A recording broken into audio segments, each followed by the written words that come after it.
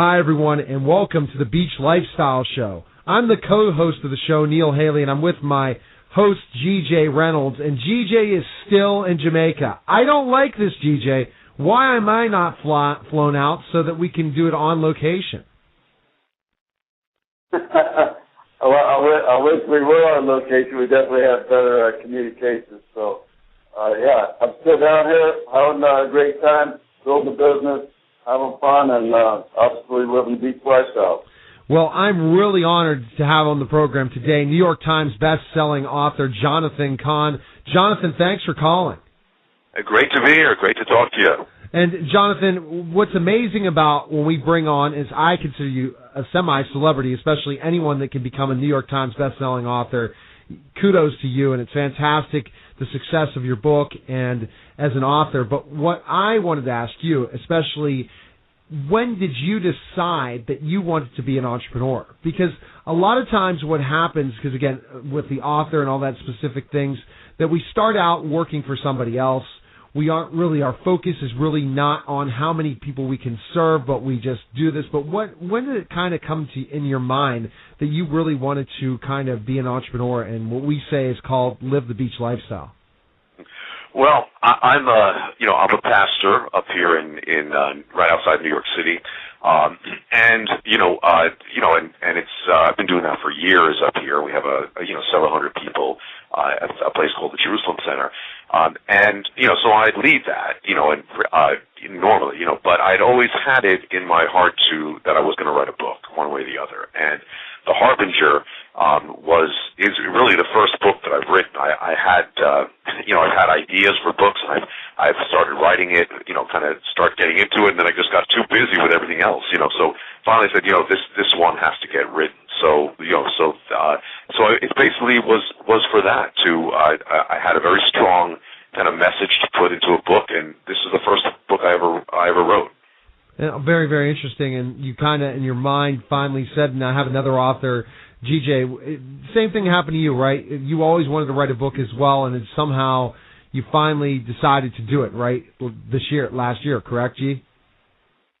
Well, it started when I was a kid. My grandmother always said one day she's going to write a book. Well, obviously she never got that chance since she passed before she ever wrote a book. So it was always in the back of my mind one day I'm going to write a book, basically in honor of someone that I knew wanted to write a book, and I always had some great stories.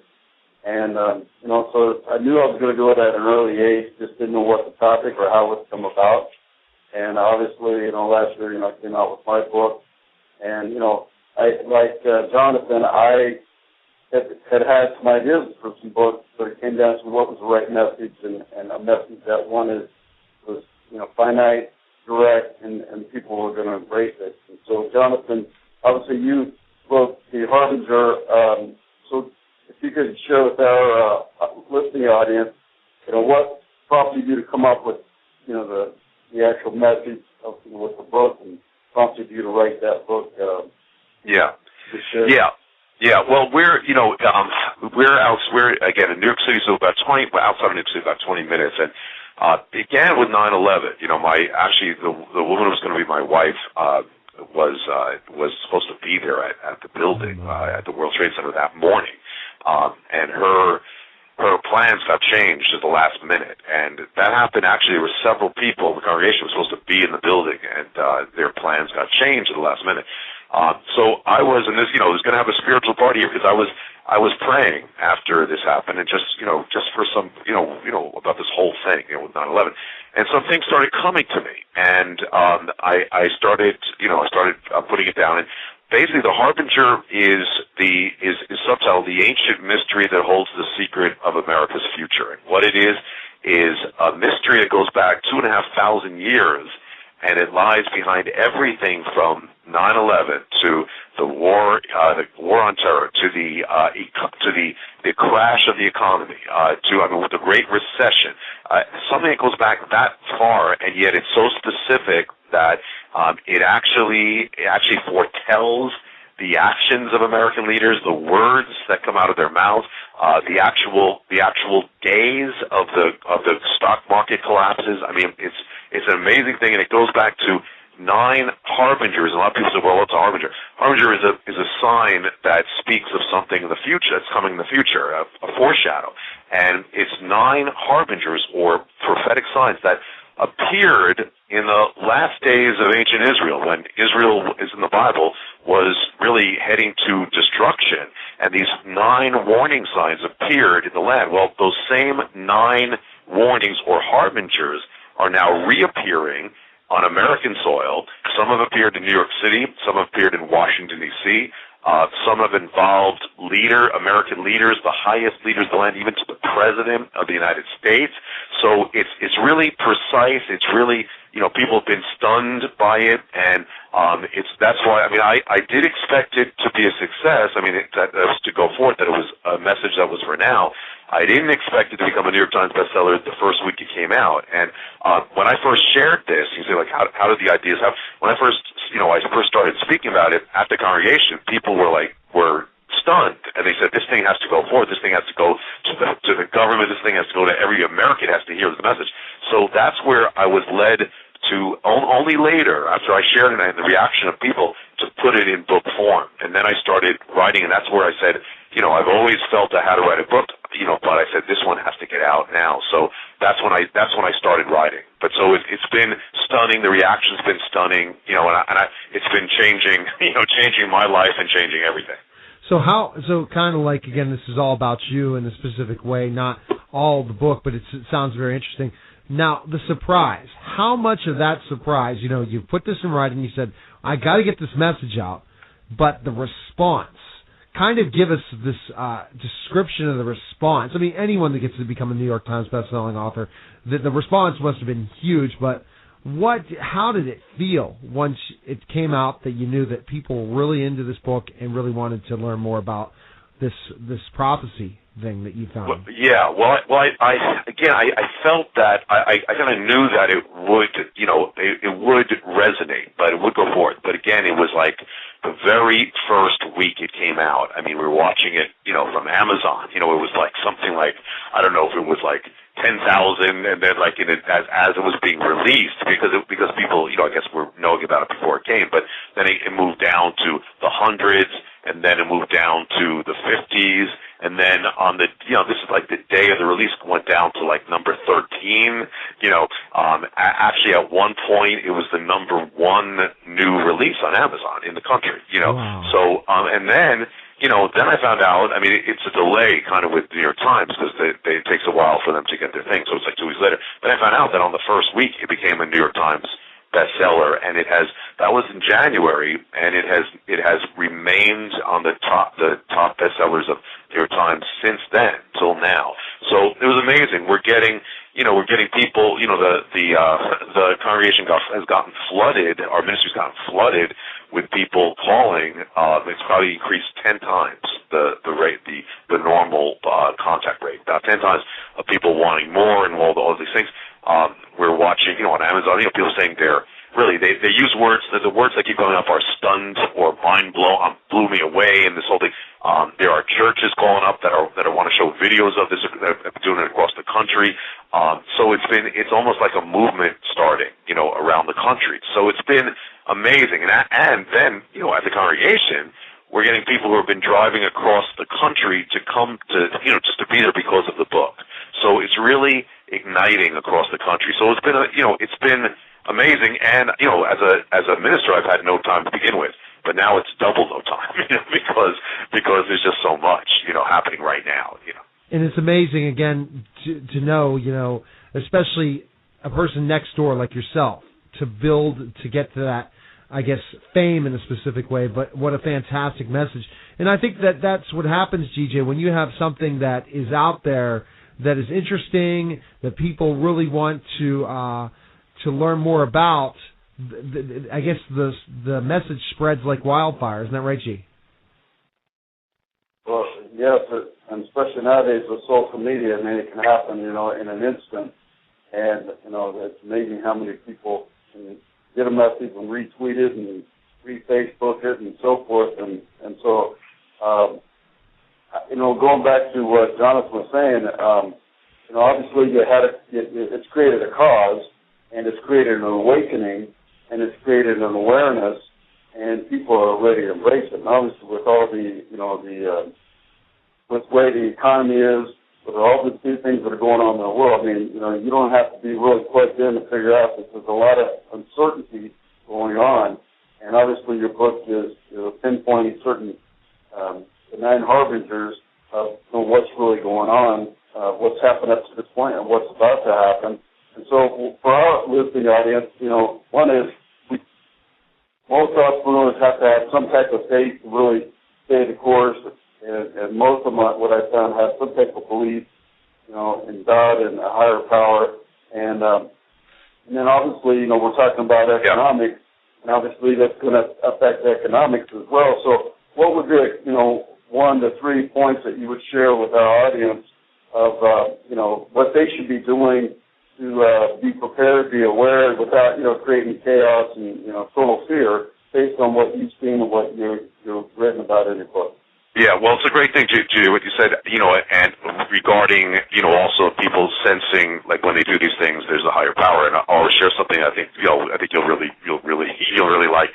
But to mention what you just said, well, the first part of the Harbinger, involves everything, as you said, from economics to politics to really everything that affects every American. I think that's one of the reasons, again, why it became a success. But it's an underlying spiritual message. The first thing, some people read them, they're like scared, but most people, they say they're amazed, and that also that everything is actually comforting, because everything, things are under control in that sense, because if this was predicted, if this is happening because it was said before, there has to be something that's behind it. So the first message spiritually is get right with God. You said higher power, get right. Whatever you have to do in your life to get right, get right. That's the first most important thing, beyond economics, beyond all the rest.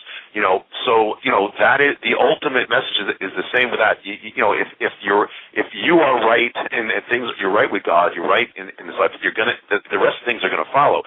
It is saying that hard times are coming economically, that America is at a key point where, we can watch the end of the American age as we know it, with elite, and the whole thing that we know.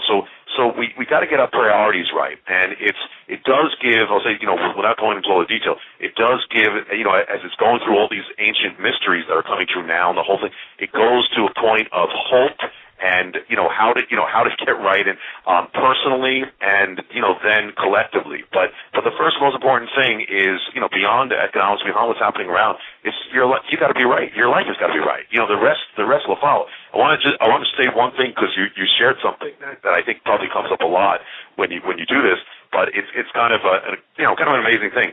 You say, like, when people do things, they sense like a higher power or destiny. Here's just in a nutshell what happened. When I started writing the book, it kind of flowed out. It took about 3 months it was done, and I didn't do this in my spare time, and 3 months it was done. And when I finished it, I said, okay, now what do I do? I've never published a book. People don't, a lot of books never get published, and most people say you're a first-time author, nothing's going to happen. So I'm on an airplane, and I'm heading down to Texas, because I'm supposed to speak there. I'm on a cross flight. I'm waiting at now Charlotte Airport, waiting for the flight to Dallas. And I just finished the book, The Harbinger, and I bow my head, I pray, I said, okay, God, this is your message.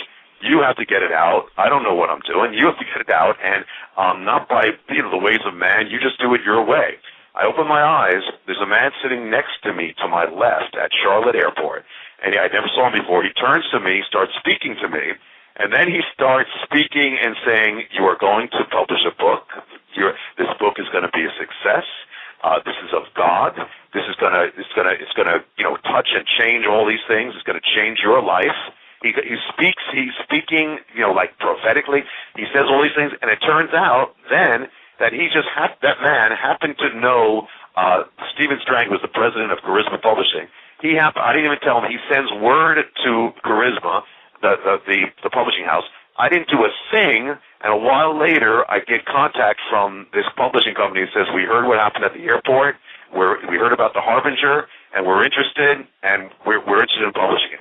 So I didn't do a thing but bowed my head at the airport. I prayed a prayer, and right after it, this man, he's a believer, right after that, and by the way, there was a Super Bowl a few years ago where it's called the greatest play in Super Bowl history. A guy named David Tyree did this amazing thing. David Tyree is a Christian, and he was given a prophecy before that happened that this would happen. The man who gave it to him was the man sitting next to me at the airport, Charlotte. So the thing is amazing, and again, I did nothing but said, listen, if this is your word, this is yours, God, you do it. So, I don't take credit for what the success of the Harbinger. I just feel like it was just being used as a vessel. But that's exactly the story. When you read about the Harbinger, or people see it on the New York Times, that is exactly how it got published. I didn't go to any publisher. I bowed my head and prayed. And that's so interesting, I guess, what you're talking about, Johnathan, is that where God ends up in your life in specific instances, and how he leads us in a direction. A lot of times we kick and scream and we go the wrong direction. Then finally, when we know we're doing God's will, things work out in so many ways. So how have you been able to still keep that humility about yourself? Thank you. And I believe, and what you just said is totally right. I mean, because sometimes you're doing a million things and you're trying to get the right thing, but when you are in the will, when you're in His will, when you're right, it works, and that's exactly what happened with the Harbinger. I feel, well, you know what? To me, it's more humbling than anything, because with the success, it's kind of just blows me away. And I know that it did. I don't see this as coming from me. I was kind of, even the process of when people say, well, how do you get this? How do you get these revelations? How do you get this thing? I really believe I was just being led and to the right way. So I don't, I can't take credit for it, and I can only be humbled by it, and I also know that, I could never do this on my own. So it all, to me, it only has humbled me, that it's just, it's beyond me, it's amazing, and I just feel like I'm glad to be part of it. That's how I feel. And that's great. And I think that the situation that we hear when opportunities like this happen to you, and as an entrepreneur, we're going to be placed in specific areas where we know we can make a difference, and we have to just trust God. If we know it's right, we know that it's the right place, right time, and you have a great service, I think that makes you more happy to be able to be successful when you're doing something that's God's will, right? Yeah, and you know what I found in my life, and I say this, of course I'll say this as a minister, but I say this as anybody, that the thing is that the greatest joy, or the greatest fulfillment is that when you know you're in the will of God, you're doing what you were born to do, what you were made to do, you're in exactly that will. There's nothing like it, and that's why, I don't want to be anywhere else. I want to do that. And when you're in His will and what you're doing is what you were meant to do, it flows. I mean, it totally flows. When I first started writing The Harbinger, I wrote it kind of totally like straight out nonfiction and all the facts. And then when I finished it, something just really said, okay, you got to change it now. Put it in a narrative. Put a story around it. So that's what I did. And once I did that, that's when it just flowed exactly as if the book was already written before I wrote it. I mean, that's how much it was. It just flowed out. It actually was easy. I mean, so when you know you're doing what you're supposed to do and you're in the will of God, it flows, and there's nothing like it. I agree. Well, what is your 90-day challenge? Oh, sorry, G, you want to ask that question because we are running out of time almost. Right. Well, I wanted to add on to what Johnathan was saying because I got goosebumps sitting here in Jamaica because I went through the same process with my book. Although my book hasn't had the same success, I know it's still in God's hands, and I know it's the best days for my book are still coming. However, I knew it was God's will. I knew it was just flowing, and the whole process flowed. And I know exactly what you're saying. And Oprah made a comment years ago that I wrote down, is that go with the current of your life and find your flow. And when you're in your flow, the current of your life is just flowing in a very positive way. It flows at the rate that it's best for you as an individual. And so you definitely have found that, and I applaud you for it. I'm glad you're honoring it. I'm glad you're accepting it. And I'm glad you're touching people's lives. And I'm very interested in what you've written. I mean, I've read part of your book. I haven't completed all of it. And I left it in the States, and I plan on bringing it out. So I'm definitely going to finish it. definitely going to promote it to our listening base. And I want to thank you for being on the show. And I know Neil's got a question for you before you jump off. So here's the question, Johnathan. What is your 90-day challenge? This is one of the big things on the Beach Lifestyle Show. We have everyone sets a 90-day challenge. Sometimes it's a weight loss challenge, but other times it's another specific challenge. What is your 90-day challenge? You mean for my own life? Yeah, your own life. Okay. To continue to get this word out. I'm going all over the place with this. To also get the balance with all the success that's happened with this, the balance with all these things and getting everything right. In any moment as we speak, my wife is about to go into labor, so that's going to be a whole other 90-day challenge. We're about to have a baby. Congratulations. So it's all thanks. And then really to be open to, because people are saying, okay, what's next? So I'm really just praying to receive the next part, the next part of this. I don't know if it'll be called a Harbinger 2 or whatever the case is. But really, and to go for the best. I mean, I'm so blessed to be doing this. I want to be so exactly like a laser in the will of God, because I just, it's the only place, and I've never seen anything like this. So that's where I want to be. That's where my heart is. All right, 30 seconds. Where can we find more information on the book and purchase it? Great. Okay, you can get the Harbinger. You can get it anywhere from Amazon to CBD to Barnes and Noble, anywhere online, almost any bookstore, Walmart, Target, all that. If they want to get the full kind of revelations, there's CDs and DVDs.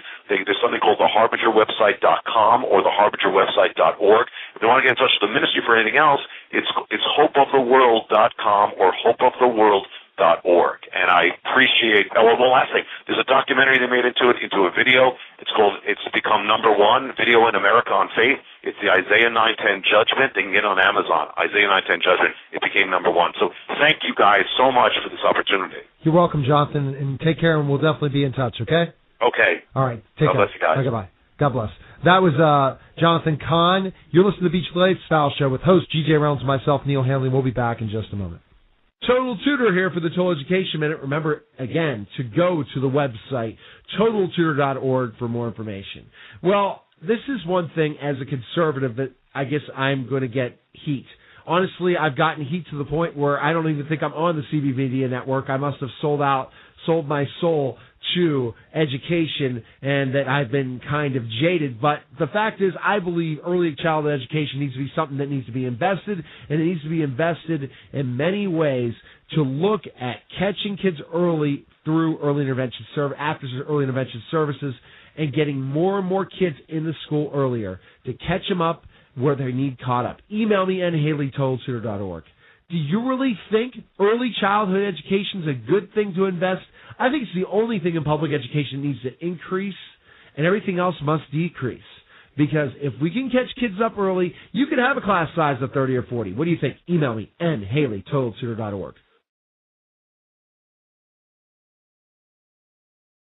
We're back to the Beach Lifestyle Show with host G.J. Reynolds and myself, Neil Haley. Love the conversation with Johnathan Cahn. I learned so much for Johnathan, and I want to bring him on my show now, my education show, because I want to interview him just on the book alone, kind of really delve into these specific things with his New York Times bestselling author book. G, wouldn't you agree? I think we learned a lot about him and how his success based on a great message. It was a great message, and as he shared it, he jumped off, he liked our spirit and the flow, talks about the flow, and I like his spirit as well, and obviously I've read part of his book, and the message is strong, and it's a great message for our listeners, find your flow, and always have faith, and put God first, and obviously one of the chapters of my book is place God first, and I've learned firsthand that when God's first, everything else starts to fall in place. All right, now I want to welcome the program a contributor to the Total Education Network. We have a lot of entrepreneurs that come on the Total Education Network. Trish Cooper from That's Who. Trish, thanks for calling. Well, thank you, Neil. Thank you, TJ, for having me on. All right, so basically, you're on the show called The Beach Lifestyle. So I don't know how long you've been an entrepreneur, Trish, but what made you decide to become an entrepreneur? Because a lot of times businesses never are successful. They start up, you try things, and you're like, no. But it takes a special person to be successful in business. So what made you want to be an entrepreneur? Well, it was actually my job loss in 2009. In 2009, the very beginning of the year, my company that I worked for as the CFO was sold to another company out of state. So I lost my job just about the same time like the economic crisis hit, jobs, and I am self-taught. I don't have a formal degree. So after trying to find jobs without being successful, it was pretty overwhelming. And I had a new light in my life, my little granddaughter. And it was while I was teaching her photo recognition of my family, so that I created what's now called Zatu. But originally I didn't create it with the idea that I was going to become an entrepreneur. I created it as their individual soft photo cards so that she could hold these cards. And I created it to be like a photo journey that she could use while also teaching her shapes, colors, matching, and more. And what had happened was people were seeing it. She was learning so much from them. And they were saying, this is such a great product. I wish that, we had this when my kids were young, things like that. So it was while my husband and I were sitting down one day and we were talking about, silly things like pet rock. And I said, you know what? Why not me? Everybody else does things. Why not me? I can't find a job. And that really is what set me upon my journey. Oh, well, I think so. It surprises you when these things happen, how it works. You're just thinking, okay, you're working your daily work, and you finally have no luck, but then you have this great idea that comes up. And, GJ, don't you agree, again, great ideas that have a great message kind of resonate with people across the country, and that leads is like Johnathan's message and now Trish's product that really it proves that man, I maybe should have been an entrepreneur all my life. Oh, exactly. And the amazing thing is when you start upon this path, you really don't realize what this journey is going to be like that you're on. I mean, as you said, I'm a contributor on your Total Education Network show. I've done so many things, and I'm so excited because, it's not only given me new life, but it's given me a new hope. It's brought me with so many different people, and I just love this path. It's just an amazing path, and of course, I love that my product can help children, it helps families bond, it keeps connection. So, it's my product is what started me, but it's the journey that I couldn't imagine going back to a job, quote unquote. You absolutely, and I won't either. I think it's very interesting. You kind of look at what you make and then say to yourself, I want to make more. And Trish, that's what I look at today. I was looking at bills yesterday, and I said to myself, you know what? I have to figure out ways to make more money and work a little bit smarter. I have such a great message with Total Tutor and also doing some publicity work. And I said, you know what? It's just like persevering through this and continually to create plans and objectives. So, GJ, I think what Trish is talking about, once you kind of get hooked that you work for yourself and you have such a great message and what a lifestyle you're living, which is the beach lifestyle, there's nothing else you would do, right, G? Well, that's right. And I mean, obviously, I experience that on a daily basis, and she just touched upon it. You being excited, you finding that flow, what goes in the message that Johnathan was talking about. You just know it, and you know it in your spirit, and you know when you're in the right spot. You also know when you're in the wrong spot. And most entrepreneurs, they find that thing that they're passionate about, and then they choose action. And that's one of the things that Trish has done. She's chosen action. A lot of times people will come up with an idea, they look at something, And it could be the pet rock, it could be whatever it is. However, they fail to choose action and move it forward. And, any successful entrepreneur has definitely moved the process forward. And applaud you, Trish, for seeing it, acting on it. And you did it in a time of, of uncertainty with our economy, uncertainty with your own life, and all of a sudden, what do I do? And sometimes I know I've worked with a lot of people that's saying, it's just the best time to be starting a business. And fortunately for you, you listened to it and you acted upon it. So I applaud you, and I thanks for being on the show and sharing your, what's, Well, thank you. And I agree that that's really the key ingredient, what you just said, taking action. Yes. Because I think that the other thing, and like for me, I can speak from a lot of people's perspective, I was really at a low ebb in confidence because, I had thought, I had never done anything like this. I've never marketed. I've never bought a product. I didn't know who to contact. I didn't even know how to research. I wasn't even very still I'm not great computer savvy, but all of it just had to learn. But I had such a passion once I started doing the research. I think that's the thing. When you start doing your research, and I had independent, I had my product evaluated independently to know that, one, I had a good, viable product. And then as I started to build more confidence, your creativity, your ideas, everything just builds off of it. But you have to take action. You have to persevere. You can't let a challenge stop you. And when you have a passion, challenges don't stop you. They make you want to work harder or smarter to continue down that path. That's so true, Trish. I think, and that's what you were talking about before, that you basically, once you have this path and you develop this confidence and this passion, there's nothing an obstacle, and you learn from people, evaluating, finding out this is something that really works. And I think as an entrepreneur as well, when I'm looking at the Total Tutor part of the game, because I have the radio show, which everyone likes, and it's a great opportunity to meet more people, learn more from them, and also provide a message across all over the world. But when I'm thinking about my product, Total Tutor, and seeing myself as this super tutor that can tutor birth to college, there's no one like me. So I have a niche.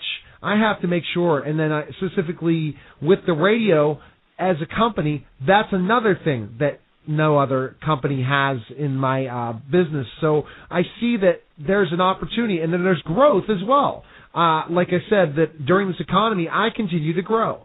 And that's not like every business. And Trish's business is growing, my business is growing, GJ's business is growing, because we have something that is this it factor, this something that, guess what, people want. People need this service. And I think that makes you, Trish, really want to wake up every day and just be so motivated. And it doesn't feel like work, does it? No, it doesn't feel like work at all. And there's one other thing that I can say for myself that I feel, because I'm, the goal with Jatsu is to teach children, but also to help keep family connected. So I had a second goal when I created the business, and it was to give back as I created this. And so we donate our product to one of the people that we feel really our product serves are for our deployed military members, to their children, because photos play such an important role, and then for children with special needs. So I donate my product, and I also feel that helps to, it feeds my soul while I'm doing it. So it's not just that I have this great product that I have for sale, but it also gives me an opportunity to give back in a variety of ways that as a human being, I feel that that's part of who I am. So true, Trish. It's part of who you are. And to give back. And GJ, again, the company that you're an entrepreneur with, they give back as well. And I think that that's something that makes it such a special thing to be getting up every day, knowing that you can also make a difference for people that just don't have anything. Isn't that correct, G? Well, correct. And every day that I wake up, I know I'm going to have impact in someone's life, and hopefully it's in a positive manner. And when I see it happen, it's an amazing thing. Last night I spoke to a small group of women, and they were talking about donations and the fundraising, and I just felt in my spirit, hey, I said, if you do this, which is choose action by doing this, I'll donate a book for each one, because I know they can, when you write the book too, they can use it as a fundraiser. And, and it just says, it in your soul, it helps feed the soul. And, the other component that Trish touched upon is that, it doesn't feel like work. And what I've learned for myself is that, which is why we are talking about beach lifestyle. Beach lifestyle never feels like work. It's a lifestyle. And even though it involves work and it involves sometimes hard work, it's going with the flow and makes it much easier. And, Trish, so you're living that. So here's a couple of questions, one question for you, Trish, is what would be three things that, since you started out, that you would recommend to our listeners who are primary entrepreneurs or people who are looking to be entrepreneurs, three core points that you've learned that you would like to share with our listening audience? One is to do as much research, whether it's a product or a service, to make sure that, what you're putting out there is of quality. And that's number one, that, in my instance, I have to make sure that my product was safe in all aspects for children from birth and on up. So that was one.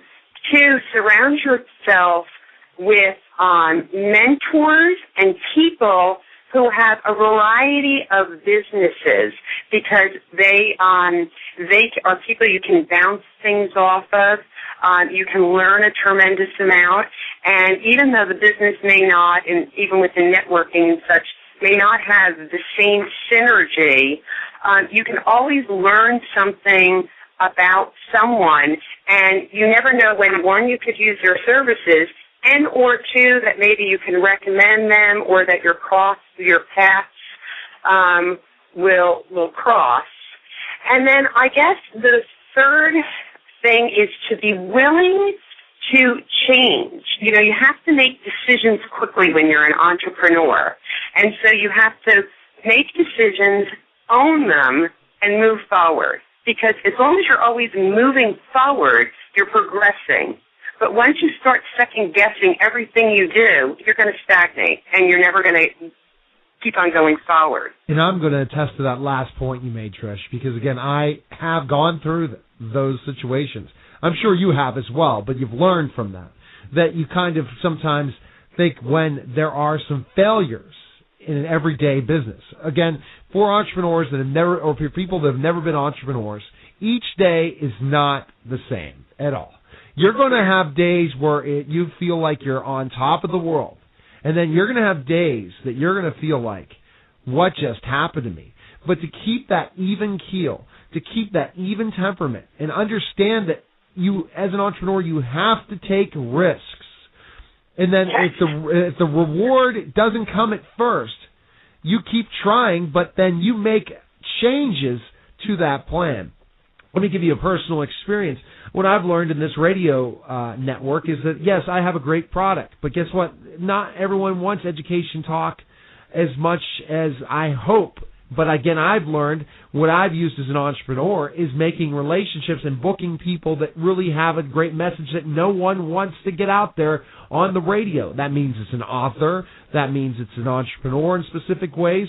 Or somebody else that, guess what, we can make an educated-related topic. They have a great podcast that they can go out there, and then we network together to help grow each other's businesses. I took it as a specific that, okay, my mindset was, okay, I want to go on Clear Channel. And this is my thought process, and I've learned from my whole situation, yeah, I could go on Clear Channel, but I'm not going to be a millionaire if I go on Clear Channel. I'm not going to, if I get nationally syndicated, that does not mean I can quit my job, not my job, but I can have my wife quit her job and go. No, business entrepreneurs figure out ways of making revenue and income. And when you're looking at specifically certain things in your plan, you have to make changes. So, Trish, isn't that true? Since you have started your business, I'm sure you've had those ups and downs, but also you've had to make changes, right, in your business plan all the time. And it's a hard thing for somebody who is, as a teacher, I had structure. Then I would tutor for 3 hours. Then I'd go home, and then I'd have the weekends. Now it's not like that, and I'm still in this baptismal phase of my business where I'm 6 to 7 months full-time, and I'm still trying to figure it out in certain ways. That's why I have great people like you on the show. Well, look, I came from finance, so it's, there isn't like any sway. It's cut and dry. It's either this or that. So I agree with you with the structure. I'm going to give you there's 2 things that I could say I really learned. One is don't believe your lowest low and don't believe your highest high. It'll always keep you grounded if you do that. But when you're talking about changes, yes, I hired someone. Again, I came from not having any experience. And I did my research, did things. I created packaging that through someone who had all the certifications had been recommended and things to me. And I found as I was going out there's 2 things with it. One, I had a warning label on there that now I've discovered because I just had all of my products retested. I don't need my warning label on there. It was advice I was given, legal advice, that it actually could hurt the sale of my product. Gosh, wow. And 2, I had a choking hazard on there. You know what my choking hazard was? It's because I have little peel strips, and because these were with babies. And I had all the testing done. It's just that wasn't a specific question, and it wasn't done here. It was done by an accredited lab, and I used the same lab, but I used it local to me where I could really converse with the people. And so we just tested everything again, and they said there's no reason that doesn't belong there. So, that's one thing. Plus, I've changed over my entire packaging. So, I consider my first 2 years really a great learning curve, but it hasn't changed my product. You know what I'm saying? The essence of my product or the value of my product or my message or my brand. But that's a learning curve. And I can't beat myself up about it. I did the best I could. Right, and that's move on. And GJ, when you agree again, this is something you have to tell me all the time, Neil. You have to say, Neil, there are going to be things that you're going to fail at in this business. It's not like as a tutor where you're looking, if you put 110% in the whole team works, it's going to be success. There is a lot of risk involved in being an entrepreneur, and you have to take a lot of chances, and you have to make changes in your product all the time and your message, correct, G? Well, yes, and Trish touched upon several things. One is that, there's risk in everything we do. Get in a car and there's risk. So there's risk in everything we do. I have a different perspective on being an entrepreneur because Trish touched upon it, is that do your homework and surround yourself with the right people that have been successful, understand it, so you can minimize the risk. And by doing your homework and surrounding yourself with the right people, you can definitely minimize any risk. And then the other component that Trish touched upon that resonates with me is, being willing to change. I was with one of my business partners, one of my best friends, Blake Mallon, back in December in Hawaii. So obviously, Hawaii, Jamaica, East Lifestyle. So, all right, I want to come visit you, TJ. And he said, in every person, every entrepreneur, every business, at some point there's going to be some type of change, and finding that reinvention and always being willing to reinvent yourself. And, we look at brands, how they reinvent themselves, that, they might have been a very, seasoned and experienced brand, and they change their branding a little bit to keep that cutting edge reinvention. And so you're touching upon that. And then the message, the other component that you said, Trish, that was really empowering is never believe your lowest low or your highest high. And I'm going to tweet that. I'm going to tweet that when we get off the show, because that's a great point, because the highs are great, however, there's going to be a low at some point, and the low is just going to be a little bit higher place to go as well. And the other component you said, and I know I'm sort of rambling, but I'm recapping some of the things that you hit for our audience, is that it's a journey. It's a process, and you've embraced this journey. And all entrepreneurs, at some point, realize that it's a journey, it's a process. There's no end in sight. It's like, here's where we're going. However, things are going to change, and you're going to maneuver. And obviously, working with you, I've seen that in your own business, and you've done a magnificent job in creating your business and maneuvering with what you've learned and what the industry has provided or didn't provide. And that's, I believe, it's another key component for all entrepreneurs. Exactly. And especially when the thing of it is it's easy sometimes when you're self-funding, and, mine's a costly one, when you come up with the challenges, and your challenges aren't just business. Your challenges also come in personal ways, too, and very unexpectedly. For me, my husband, unfortunately, was diagnosed with cancer. He's fine now. Okay. But that was a whole huge challenge that impacted us financially and emotionally. But I couldn't, at the same time, I know I'm on such a good path, and thankfully have his huge support as well, that, it was like, no, we're just going to keep on plugging through. And, it's funny, if you believe and you have your passion, you have your vision, and you have things, it works out. Things just have a way of working out. Exactly, Trish. And I think that listening to what you're talking about, I already come up with an idea, and we're going to talk about this. You're going on the Shark Tank, no doubt, with this product, and we're gonna make you a multimillionaire. I'm going to get this 10% deal because I'm the booker of bookers. That's another thing I'm doing, GJ. Again, I can at least mention it on this show because he's going to be coming on very soon. I represent Mark Sullivan, who was on Shark Tank, and as a contestant, so I have connections with the producers there. I'm hoping I have connections with them. But your product is something I guarantee that one of the sharks would invest in. So, GJ, we have to send out something for her because her product is fantastic. Well, that would be great. We have to figure out that we have to have a conference call. That would be my number one goal for you, especially you already got the television experience with that. So kind of explain that journey, and our time is almost running out, Trish, about this whole, I guess, your 15 minutes of fame.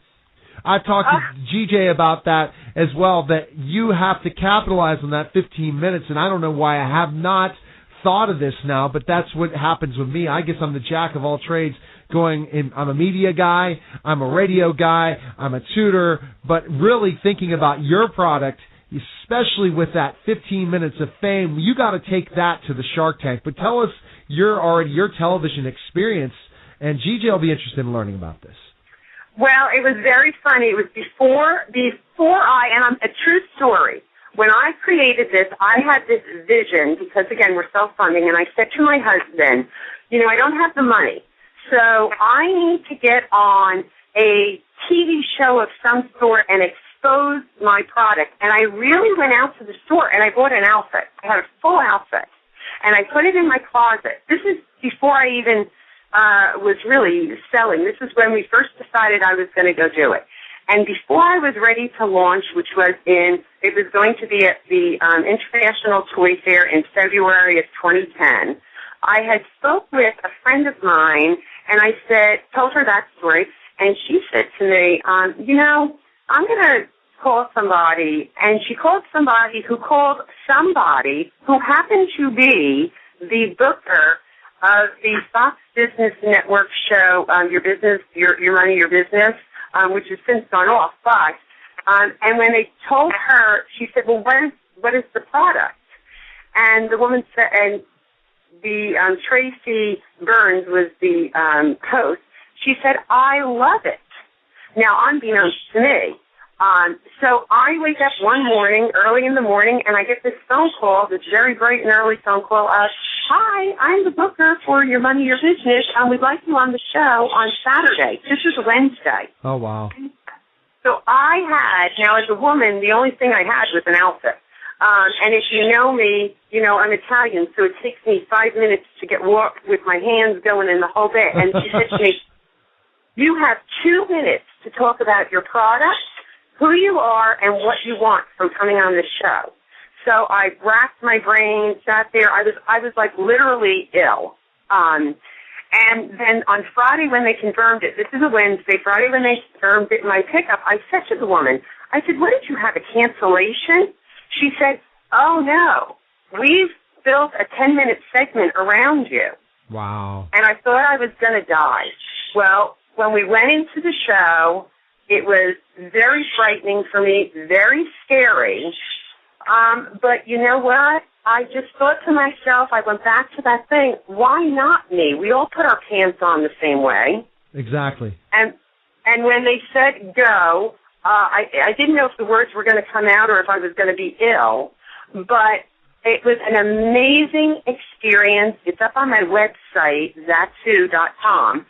It was an amazing experience. The 10 minutes flew by, but what was so awesome was that when I walked back into that green room, because there was all kinds of people there that were and they had publicists and things like that and all, they all started clapping and said, if we didn't know that you've never been on TV before, we never would have known it. So you're natural in the media. You're a natural in the media. I got to become your agent because I just see such. I would love it. I would love an agent.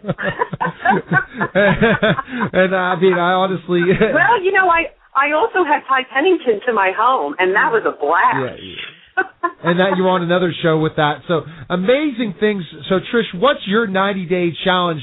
And I'm sure GJ has one more question to follow up after that 90-day challenge because GJ's like, Neil, you really know how to book guests. You're pulling out everyone, and I'll keep pulling them out just like you did, G, bringing people. I have thousands of people that are going to come on this show that are dynamic like Trish. But where can we what is your 90-day challenge? That's one thing we do on this show is we all have 90-day challenges. Some are weight loss, some are business, some are specific things that you need to work on. So what is your 90-day challenge right now? Well, my 90-day challenge right now is to complete my new package design, and get that out so that I now really can go. My dream stores, like my dream vision is that Disney will call me. Could you imagine my product in all of the theme parks and things?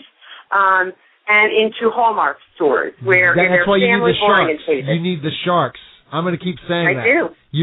You need the sharks, and if you need me to kind of get something together, we need to talk, because honestly, and maybe talk to Mark Sullivan, who is flat out there, and how they were picked out of 10,000 people, because if you go on, I guarantee, GJ, we'll be hearing multi-millionaire Trish Cooper on from Shark Tank with whoever. Barbara will probably be the one that invests. I don't know. Well, actually, I really would like Robert, and I'll tell you why. Because one of the things, I have a story I always tell about my dad, but you know where else my product is really good for if it's marketed correctly? All of the assisted living places. When you have to place one of your loved ones into an assisted living home, the biggest thing that they tell you is bring photographs. My product can hook onto a wheelchair if somebody's wheelchair bound, and they can always have their family right there. Could you imagine if every assisted living place that you were placing someone in, if they gave a family one of my products? Oh, my. So we're going to keep that dream going. And, GJ, impressed by Trish, aren't you? What's that? G, you're pretty impressed by her, aren't you? Yes, I love her tenacity, and I love her hunger, and I love her spirit, and I want to know more about her product, and obviously I want to know how I get an agent. So you're offering your agent service to everybody else. I'm like, what about me? What about little G? Oh, G, we got to talk. I mean, like I said, again, we have to talk about that and get you going on specific things. I'm working on that, GJ. You know I book you on shows as well. But where can you find more information on Zatu, and we can purchase the cards, learn more about you, see your media events, and all that?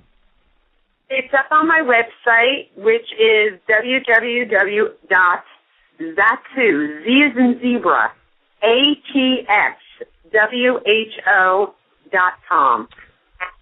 Well, thanks a lot for calling the program, Trish. And you always are a contributor on the Total Education Network, but you see that I have a wide range of shows. And today you were part of the Beach Lifestyle with GJ Reynolds and myself. And again, you're definitely living the beach lifestyle. Keep it up. But I'm telling you, go onto the Shark Tank website. Tell me what you're going to need to do, and we're gonna definitely get this going. So you're going to be soon. Your product will be everywhere, and that's the kind of goal. And you have the right talking points to do this, because I'm a huge fan of the show. GJ's a huge fan of the show, and you absolutely have what it takes to do it. So go for it. So thanks for calling. I've been thinking about it, and every time someone says it to me, I get one more inch closer. Hey, thank you so much. You're welcome. But we'll definitely have a conference call with you and Mark Sullivan. You have to look up Mark and see. Then he can tell you how he got on, because if you get on, I know that they're going to invest. All right? Thanks. Take care, Trish. See ya. Thanks so much. Okay, bye-bye. All right, GJ. Bye-bye. Okay, GJ. Again, how long are you going to be in Jamaica? Because, again, you're enjoying this, and I'm really jealous of you, and we can't wait to get you back to the States. Well, there are a lot of benefits to being in the States, and you definitely appreciate them when you're gone, and I have learned for some appreciation. However, I mean, Jamaica's a great place, great weather, great people, great food. So to answer your question, I'm down here till the first week of June, and business is booming, and I'm really excited. And I'm also excited that my wife will be down here next week. So I'm missing my family. However, as entrepreneurs, sometimes you have to make sacrifices, and for the good of the business and the good of the family, and obviously that's what I'm doing. In the meantime, I'm having fun. I'm enjoying the beach lifestyle, and I'm looking for more people to come on down here with me. And I'd love to do a show down here, just you and I. That'd be great. That's a good goal to have. All right, well, G, thanks for calling, and we're going to be in touch very soon, okay? All right. Thanks, Neil. All right, take care, GJ. All right, that was GJ Reynolds, and this is Neil Haley signing off. Thank you for listening to the Beach Lifestyle Show. We'll talk next week. Good day, everyone.